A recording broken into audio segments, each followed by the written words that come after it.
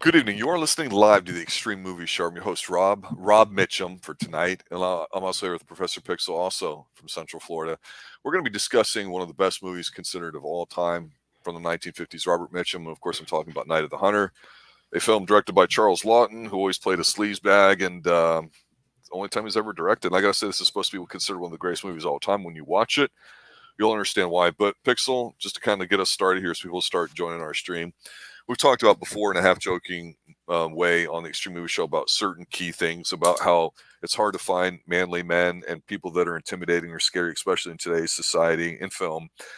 And that being said, I mentioned an old actor, Jack Palance, who would kind of creep me out in sort of a weird way, and I liked it. But one guy that would make me be like that puppy, piddling myself in the corner would be Robert Mitchum, even though he might have been stoned and drunk at the same time and all his Philip Marlowe movies. But for God's sakes, he's got one of the best all-time terrifying roles because Jesus Christ, he's terrifying in this movie. And this is a movie that we could argue has to do a lot about sex roles in the United States growing up in the 50s and all sorts of stuff. But it sounds stupid. He's got his knuckles with love and hate tattooed on him. He's terrorizing children, and he's just a Jesus freak wannabe, using it as an excuse to be a serial killer and go find stuff. But damn it, it really works. And I'd forgotten just how terrifying and creepy this movie is. But it's a fantastic film. It's black and white. It's got a very Eurocentric, expressionist type theme to it, which obviously is going to get brought up here because you cannot see this movie and not talk about it and how great it is. But overall, it's a fantastic film, and I think it has to be on the short list for anybody that consider themselves serious film lovers, students, whatever you want to call it. This has to be on there whether you like it or not, and I think it's terrific, and I'm glad we're doing another Robert Mitchum movie because he's one guy we've not done too much of here on Extreme Movie Show, at least not yet. What's your initial take on Night of the Hunter? This is one of those movies that really surprised me when I first saw it. This was a rewatch. And getting to see it the first time, it's just one of those pictures, like you said, that if you are a fan of movies, if you consider yourself to be a real film buff, and you've not seen this one, you are cutting yourself something serious. Because this one is fantastic, just in the way that it's able to go ahead and introduce our main villain, make these two little kids and these main characters, John and Pearl, poor Pearl, just go ahead and make them the two centered characters that we're rooting for. We want them to get away. As Powell goes ahead and just makes people love him. He makes women love him. He makes men appreciate him, respect him. You think because so? Oh, absolutely. I mean, you have those who obviously realize that, wait a minute, there's something off about him. But most of the men that go ahead and they see him whenever he's not, in jail, they are charmed by Powell. He has a charisma, absolutely. Oh my God, does he? Dripping off the screen. Just like this hand the Cain had, Abel had love in his. And one met the other, and yeah, no. I didn't realize you were using the Extreme Movie Show as a place to work on your short clips there, sir. But he's a preacher, and when I think of Robert Mitchum, I think of Philip Marlowe, and I do not think of preaching. That's what floored me, because for me, I hadn't seen this in a good 30-plus years. It's been that long, and I'd forgotten that, oh yeah, he does it, but he does it so good. And I think this movie begins and ends not with how it's shot and how it looks or the story. It's all 100% Robert Mitchum, and that I will agree with you on. So let's talk a little bit about his character and the setup from the very get-go here. Even though the effects aren't so special, especially for that time with the back scene and him, quote unquote, driving the car somewhere. What's your take as you start getting through the first few scenes of this film? Well, with going ahead and getting to see quickly Harry Powell as he is driving alongside, and he is so heretical. He goes ahead and he's talking to God. Show me the way. I'm doing your work, killing all these these widows along their way, taking away their needs, and you supply me with their funds, money hidden away in cookie jars. But quickly he's caught because he stole a car. Which is kind of funny. All his crimes, and he gets caught because he stole a car. But that goes ahead and gets him where he needs to be for Ben Harper. We go ahead and get to see him. He is a he's a very poor man who has stolen from a bank. And two men ended up dying. So for $10,000, worth quite a bit more than it is now, he went ahead and he took it to his children and hid it away. Told him exactly, swear to never reveal where I hid this money for you. Never do it. And ultimately, Ben ends up in the penitentiary, and there's where he meets Harry Powell. And one night he's muttering about money and as he's sleeping, and Powell knows about him, and he's saying, "Where is it? Where is the money?" And ultimately, the two don't end up getting along. But Harry has where he's heading from there. We call this social deconstruction. He's learning a lot by just having conversations with it, aka it would be like internet stalking today, where you Google somebody to see what they're all about and if you like what way they're presenting themselves here to it. But you know, that gentleman there is a very young, handsome looking Peter Graves. And those of you like me who know who Peter Graves is, he's from the University of Minnesota. And when Peter Graves was at the University of Minnesota, he got into acting. So he's been a lot of stuff. I'm like, that's Peter Graves. I was excited to see that. And I was excited to see Peter Graves from Airplane and a bunch of other stuff. Basically be like a side character in here, but he's got that country look to him and all that. And what's interesting is we got this guy that allegedly is a preacher. He's certainly having his own private conversations with God. We meet him, and he just seems to be matter of fact about what he's doing. Yeah, you're making me meet these women, so I kill them and take their money. You're like, shit, is this for real?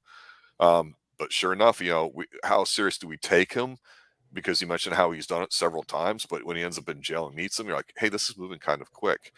But this young, good-looking young man who did a bad thing, you know, basically is telling his son, you got to make me swear, and your daughter, and da da da da da. We don't know what's going on, and it's not important for the story necessarily. No. But he's blonde hair, and again, this is black and white movie, so the best movies are ones that don't rely to me on dialogue. You get your mood and your atmosphere from the way it's set up. Music certainly helps, but ultimately it's visual, right? You can listen to something, it can sound terrific, but to really understand what's going on, you have to see it.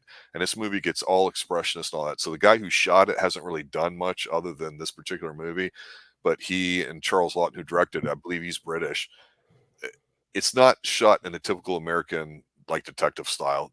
And the second half of the movie really displays it. But here I was immediately struck by the fact that he's a preacher dressed all in black, you know, and well, that's one of those kind of cases. You know, we see him riding a pale horse later, you know, you could argue that's death. So when you get a movie that starts off being very symbolic, you're like, wait a minute, is everything going to be intentionally, you know, symbolized and all that? And I couldn't help but wonder when Peter Graves' character gets arrested and all that too. They go through great lengths to show how he makes a promise to the young kid. We don't know what's going on with the money. The wife's really not even a part of it because it's really not about family living. You could argue this movie's about sexual desire and how to deal with it, because a big chunk of this movie after the scene is we know he's going to seduce the widow of the guy to find out where this money is at. So it's Yep. no secrets. We see exactly this is his plan. And damn it, if he doesn't pretty much charm just about everybody, and the whole family structure, you could argue, is being ridiculed against because you've got the old lady and old men of the town who basically know their roles. It's really clearly defined. They talk it out about what a man does and a woman. The woman talks about how when a widowed woman meets a man, how she blah, blah, blah, blah, and how this guy would be a great catch and da, da, da. And you're like, holy shit, what if she just doesn't like the guy or she's not interested in it, you know, wants to fool around? They even kind of in her own way discuss that briefly, you know, and it's pretty taboo. But for 1950s TV 70 plus years ago, that was a big thing.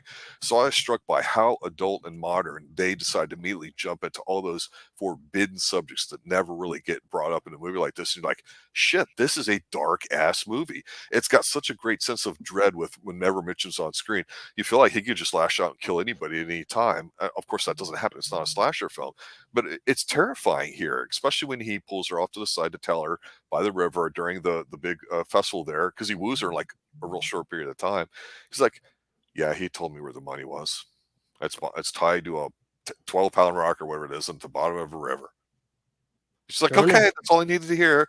Now you can marry me. I mean, it seems kind of almost like they're making fun of how the old wooing used to be in courtship, about learning about a man's station and all that kind of stuff there too. So what did you think about all that? How this all set up, the whole having to get together and get that? Because it's a very deliberate part of the movie, I think. It's also very heartbreaking. I mean, like, to see what happens to her, like, she just ends up falling for him. She doesn't know. And then once she's married, it's just too late. This man has taken over her life, and she's lost all sense of self, of her kids' well-being by the end of it.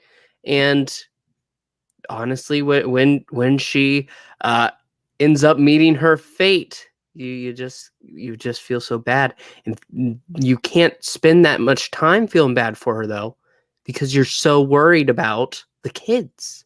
Yes. And the other thing too I want to touch on here, because to me this is really a story about the kids as we see here in the second half, but the whole getting married thing I thought was kind of interesting, because she basically, she doesn't throw herself at him like a slut, but she's just enamored with the guy, and she thinks that, hey, I've got a second chance here, so I'll give myself to him, and he rebuffs her. So is he gay? Is he confused about his sexual identity? Is he a child of abuse himself, which seems to be a cycle repeated? We don't really know, and that's stuff that was never really discussed a lot back then. It's certainly not front and center in a lot of TV today. I mean, certain roles are considered to be more accepted now than what they may have been, but certainly that discussion of how somebody ends up being in a certain position, how to deal with it. So you're like, that's horrific there. Here's a woman that marries a guy we know is a bad dude. So we thought, yeah, what is he gonna do? He's gonna have sweet love with her and all that. And he gives her the holier than thou friggin' speech about her and all that. Just what little dignity she's got, he rips it from her heart, and he does it. And I'm like, holy shit, this guy is just a bad dude. I mean, I mean, and he's not really even killed anybody for the most part at this point that we really see. It's not a graphic film like that, but the hint of how capable he can be and how disgusting he is. Robert Mitchum's crushing it in this role. I mean, it's simply fantastic. And we haven't even got to the point where he's terrorizing the kids. I mean, wow, what a first act. I mean, it's pretty much one of the best first acts or first half of a movie I think I've ever seen or constructed. I really do mean that. That's not easy to say, but it's that damn good. I can't find a flaw with it, really. It comes together just perfectly. And when we get to go ahead and see where John, as one of the kid, he has to quickly kind of grow up. Like, it's all right there. As soon as Willa ends up dead, it's haunting to see her body in the water. Which what is it? The uncle? The friend of the family, Bertie. He finds her down there, and he's too scared to tell the police but when he's describing her down in the water, hair all a twirl, neck slit like a second mouth opening, it's terrifying. And getting to see her, it is and haunting. You see it. It's black and white, but they show it. And it looks fucking fantastic. It looks so simple, but oh my God, you can't get that today in a lot of films. No, you cannot. And it's really, really something that you just you don't see coming. And then from there, it becomes a little bit, okay, in the loosest terms, Huckleberry Finn, like, going down on the water on the boat. Exactly. But it's Americana. Yeah, that's what you have. And they're trying to find a place. And all while you have Pal trying to find these kids riding on a horse, just coming down. And when he starts singing his song, leaning, leaning, you get that, okay, you gotta keep moving.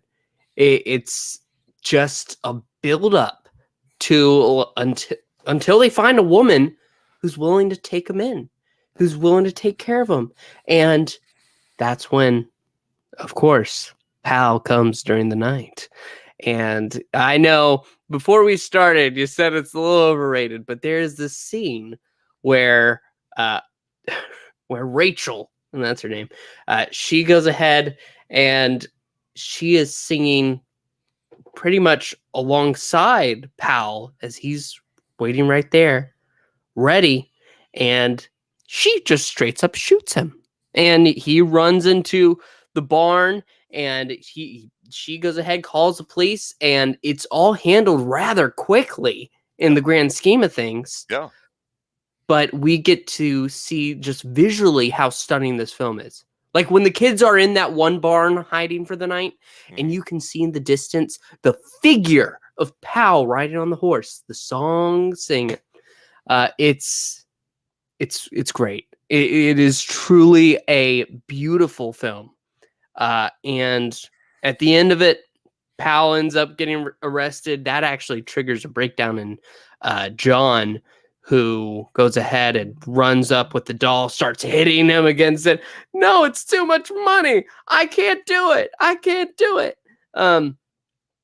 And once he passes out, they go ahead, take it. Pal is already, he has a town ready to hang him.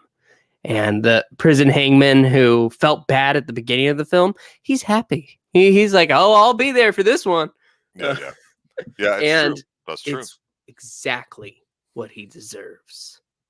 And then we get a final little message here at the end from Miss Rachel, who goes ahead and talks about how Christmas is a special time, and being together, seeing the young children, and bringing them that joy. It's something truly magical, even though she's complaining about her other kids not sending her any letters. Any parents got to do that. Yeah. Well, it's interesting because with the first half, you get a sense of where it's going, and then it does turn into like Huck Finn. And what's interesting is when you say that young boy has to grow up quick, he does. And short of man's best friend sniffing out the evil bad man here, basically that's what the kid's function is. But he's got to learn to protect his daughter. So even though the dad, when we see Peter Graves run home there and he's got the gun and the money and all that, the son's like, Dad, you got a gun, the cops are coming, what's going on? He still believes in his father, even though he knows he did a bad thing. So he honors his father's wish. I'm not saying that's right or it's wrong, but you understand it because the family structure is really strong. And again, we don't know if he's a good guy that did a bad thing, although it seems like it. We really don't know. So that's where I feel like this movie sometimes pokes a little fun at family and stereotypes because, okay, now you got the kid who's got to grow up. So he takes his his young sister with him, whose job is to elicit, the emotional response because she gets the single tear down her eye treatment, doesn't talk about it. She's holding her teddy bear, but she seems very defenseless and like you need to protect her. So it's done well. And you believe in this kid because he doesn't trust him. He just doesn't. And that's the thing about men is like, you always compare them to who your father is. And if they're not the same, then they're probably a bad person until you get to know them. And so it's simple, but a lot of the small town, which I thought looked great, a couple buildings literally by a river, the way some of it was shot is just visually very appealing and simple. You understand it. You get to see where if a family does not have the strong male figure and the strong female figure, then bad stuff's going to happen. Because this guy preys on widows, and so again, that's less of like, hey, if you're not a married woman and blah blah blah, you're going to deserve some penance here. So you can almost argue this movie pokes a little bit of religion too, because that's a very strong element here in the film. Because the way that he is able to use Christianity as his tool to get in with these women and then to steal from them. He's a monster. Absolutely monstrous, and you hate him, you do, but he's going ahead, he's sprouting all this about love, how God is going ahead and judging man and how the woman needs to be catered. It's all there, and he's It's all there in black and white. Yeah, it's all there in black and white, and it's horrible, heinous.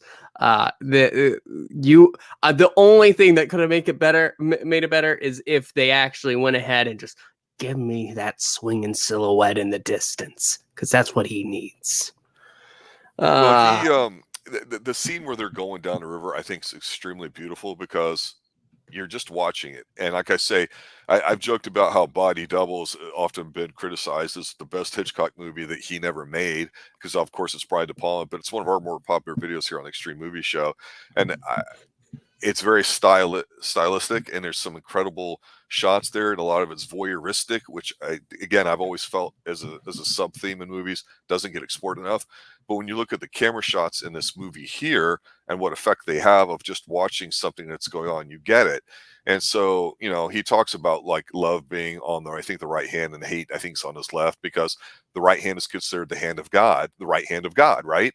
Left hand is considered sinister, the hand of the devil. If you're left-handed, 12, 30% of the population, you were forced to learn how to write and do things right-handed because you stand out from modern society, or maybe the devil got a hold of you and all this stupid stuff.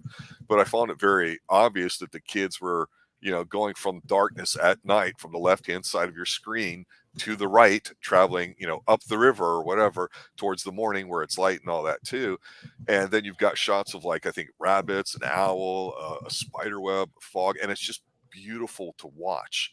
But at the same time, you're scared shitless because you're like, they're traveling at a certain pace down the river.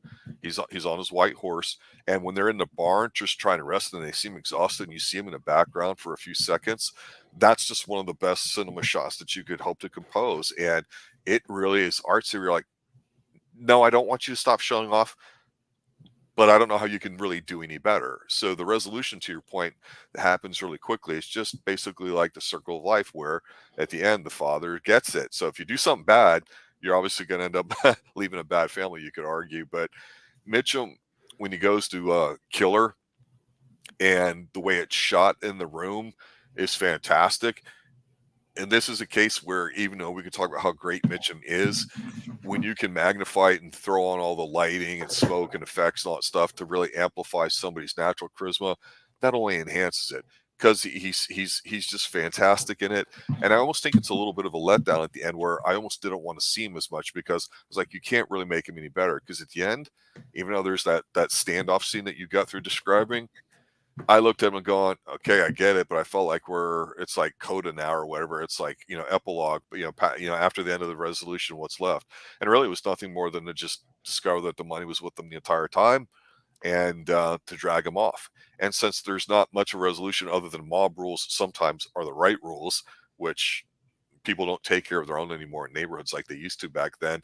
It's a different time, different place in a way, but it's just amazing how this movie, to me, like I say, really brings up all the taboo subjects between sex, religion, homosexuality, serial killers. I mean, when have you ever really got? I mean, this might be one of the earlier serial killer movies out there. Honestly, you talk about, other stuff maybe from the 30s or 40s, but I'm talking, culturally speaking, in modern civilization, it's up there. And to me, it's not just a gangster film. It's not just a convict who, did it out of the goodness of his heart because they didn't want his children to be poor, like supposedly Peter Graves did at the beginning. It's not. This is a bad motherfucker, and he's a horrible human being. He's the dregs of society. He's much worse than that. He's broken. He's not fucking right in his mind, and that makes you terrified. Mitchum, phenomenal in it. The kids, I had a tough time saying they did a bad job in here, but honestly, I didn't think they'd spend as much time in the second half being the main part of the film. That threw me off in a weird way, but it ended up being good. It kind of reminded me of Psycho in a way. So I got to give a hat tip to the kids there, because they delivered the goods. They're defenseless, they're hopeless, and you really felt like the big bad wolf's gonna get them. Yeah, and you're terrified for him. And ultimately, the movie goes ahead. We went through the ending. It's, by the end of it, I felt mostly satisfied. Like I said, I just needed him dead. I needed him dead. Okay. He was a monster till the end. But overall, he just did such a fantastic job. And just to get to these are one of the few kid actors that really stand out at that point. And I'm glad we watched this. I'm glad that I watched it again and we reviewed it. And it's a perfect Christmas movie, right? Well, the whole stupid thing about the manufacturer thing about Die Hard being, Christmas movies crap. And we've talked about that before. Just like there's no such thing as horror comedies, because if it's a comedy, it's not horrific. To me, when I look at a movie like this, I go, wow, this is serious commentary, and I appreciate it. And I think they treat it with a certain kind of seriousness with it that it needs. And there's not too much humor in it to me. And it's hard to find a film that I think generally kind of captures that. And it's amazing to me that someone like, say, Charles Laughton, who never directed a film, ends up fucking hitting a home run, just like Orson Welles did with his first one there. And when you talk about Citizen Kane from Orson Welles, a guy with a lot of talent like that, you go, well, how do you follow it up? Well, the answer is you don't, and so this movie, I was not considered a good film at the time. And I think a lot of it had to do with the shock of what was being presented to people, because back then they allowed that to influence their opinions, much like today. If today's movie's not woke or doesn't have a message in it, it's not considered, a good vehicle or a good movie. And that's of course a trash philosophy, I think. But that's what we do here on Xtreme Movie Show. We pick things out that we think we're going to like or might like or be a little bit different. We talk about them. And we just got through reviewing on our 6 o'clock live stream Dark Shadows episode 1, the revival from 1991, and we spent a little time in there talking about how you have to treat camp even with a little bit of seriousness to make it work. Here it's, oh my god, am I doing it enough? Because when you do a serious subject matter, that can be very fatiguing and tiring. And if at the end of this movie you're not a little bit spent or exhausted, I don't know what to tell you, because this is not a stupid movie. This is a smart movie. It moves fast, and it really did a great job of capturing that whole 1950s family dynamic of what was considered moral and right and wrong, and whether you agree with it or not. It's very clearly defined about what happens when you don't follow those practices. And so, that has a little bit of terror in it too. That you can see, hey, Robert Mitchum's, he's just a guy that stirs shit up and presents it all too. It's quite brilliant actually too. And so I wanted to ask you here as we start closing up for our final thoughts. I mean, Casablanca to me is one of the best movies of all time. I know Citizen Kane is considered one of the best of all time. I don't know how I feel about that off the top of my head. I know this is a recent rewatch for me. I hadn't seen it in a long time. I would argue that this movie is, like I said at the beginning, it has to be one of those ones you watch if you consider yourself a film buff. You may not like it. You may think it's 1950, so it's kind of stale. I get it, but it really is that significant. It really is one of the best movies out of the 50s and probably one of the better ones of all time. It's just one that doesn't get talked about at all, which I don't know if I should be surprised by that, but a lot of them are happy ass movies or this or that and feel good kind of stuff. And this one, you can't call this a feel good movie, can you? No, I don't. It's like a relief when we're done. Like, holy shit. Yes, and that's okay. I'm very torn. Sorry, thinking about it, because honestly, I feel like yes, you're absolutely right. You can't really feel good. You know what? Porn bots, maybe you need to go ahead and see Mr. Powell. No, but what I was saying is that there is an element at the end here that you do feel in the sense of the maid family and the kid going ahead wrapping up the apple in a doily and just being like, here you are for Christmas. You get that touch of just goodness at the end after seeing so much evil, but it's still heart-wrenching. So no, I don't think you can call this Money good, religion bad. One could argue at the end there. yeah, and there are people that will see it that way. That is up to them. But I'm just saying what I'm saying, and I think that this truly is one of those films that are going to stick out in the mind. I'm going to relate this movie with my final thought to Conan the Barbarian from 1982, and hear me out, because I think this is a reach. And of course it is, and I'm going to explain it in detail, and then you'll know what I'm talking about here on the Xtreme Movie Show, and that's this. There's few movies that if you just watch it, and let's say we were watching Night of the Hunter in a foreign language we don't understand, we still know what's going on, and we still get it, and we can still feel it. That's good stuff.